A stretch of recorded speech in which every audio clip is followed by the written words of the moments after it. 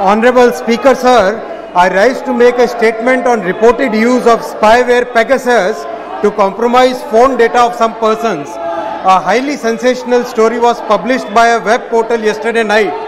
Many over-the-top allegations have been made around this story. Honorable Speaker, sir, the press reports have appeared a day before the monsoon session of the Parliament. This cannot be a coincidence, Honorable Speaker, sir. In the past, similar claims were made regarding the use of Pegasus on WhatsApp. Those reports had no factual basis and were categorically denied by all parties, including in the Supreme Court. The press reports of 18 July 2021 also appear to be an attempt to malign the Indian democracy and its well-established institutions. We cannot fault those who haven't read the news story in detail, and I request all honorable members of the House to examine the issues on facts and logic. The basis of this report is that there is a consortium which has got access to a leaked database of 50,000 phone numbers. The allegation is that individuals linked to these phone numbers were being spied upon. However, the report says that the presence of a phone number in the data does not reveal whether a device was infected with Pegasus or subject to an attempted hack.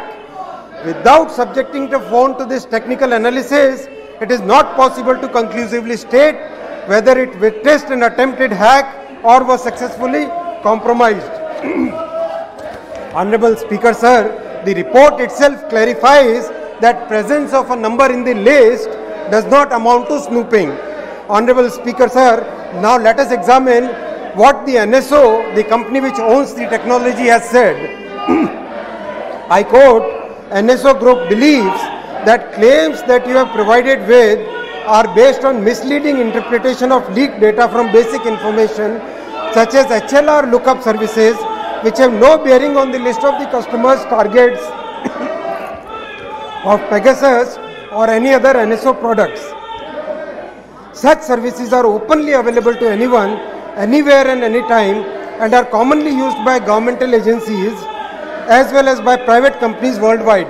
It is beyond dispute that the data has nothing to do with surveillance or with NSO, so there can be no factual basis to suggest that a use of the data somehow equates to surveillance. I highlight, sir, NSO has also said that the list of countries shown using Pegasus is incorrect. And many countries mentioned are not even our clients. It also said that most of its clients are Western countries. It is evident, Honorable Chairman, sir, Speaker, sir, that NSO has also clearly rubbished the claims in the report. Honorable Speaker, sir, let us look at India's established protocols when it comes to surveillance. I am sure my colleagues in the opposition who have been in government for years are very well aware of these protocols. Since they have governed the country, they would also be aware that any form of illegal surveillance is not possible with the checks and balances in our laws and robust institutions. In India, there is a well-established procedure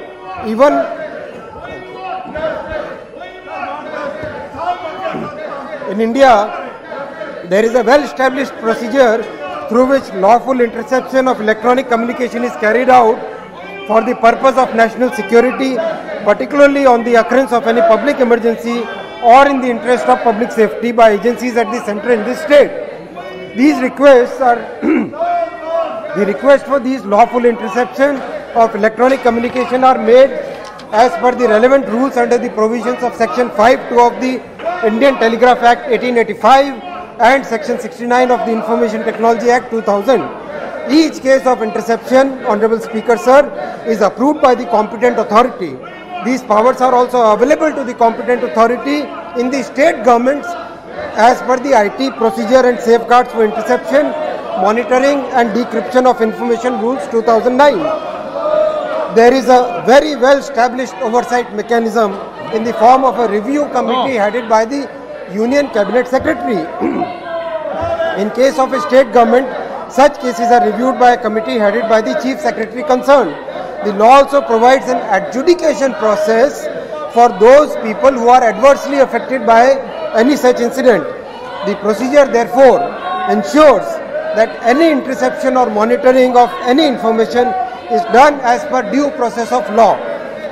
The framework and institutions have withstood the test of time. Honorable Speaker, sir, in conclusion, I humbly submit that the publisher of the report states that it cannot say if the numbers in the published list were under surveillance.